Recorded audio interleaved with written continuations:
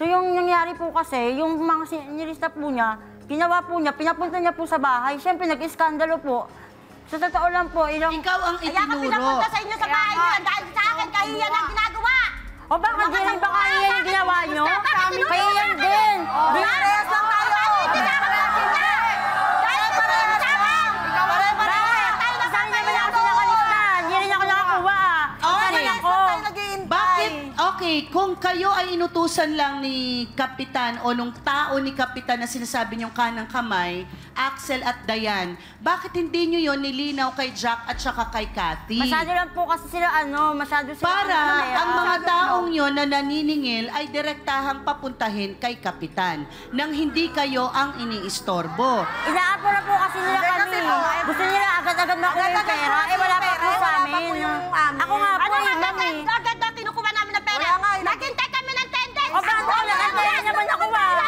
Nakalista rin ako, pero nag-aantay ako. Nag-aantay ako. Di kasi kayo marunong mag-antay. Pero Axel at Dayan, kayo ba dito ngayon sa National TV at mapapanood ito ni Kapitan na inyong kapitan, yung natalo at nung mga tao niyan talagang nasa tabi niya, mapapanood tayo ngayon. Nabayaran na ba kayo o hindi pa bilang leaders? Yung sa bayaran po, wala. Yung Ngayon po, 10 yung sa tao... yung naging watcher din po kami, bayad po kami doon. Okay, sa pagiging watcher. Opo. So ano pa yung trabaho ng 10 days? Tapos ngayon, yung magkakasama kami sa 10 days, kahit pa paano po, inaabutan po kami ng pamasahe. Yung matitira doon sa pamasahe, hindi, inahati-hati po namin yun. Kumbaga, bigyan po kami ng 300, tagi-100 po kami. Sino kahati? Kayo ni na Ate Jack? Kami po. Kami binigyan. Bakit? O bakit Mahalaga ano tayo sa yan? Binibigay mo sa amin. O minsan nga sa'yo inaabot eh. Ay, binibigay ko rin sa inyo. Kaya nga, para-parehas lang tayo. Okay, ngayon ay ako para lang sa akin bago ko ibigay ito sa ating trio tagapayo, malinaw na ang may obligasyon ay sina Kapitan.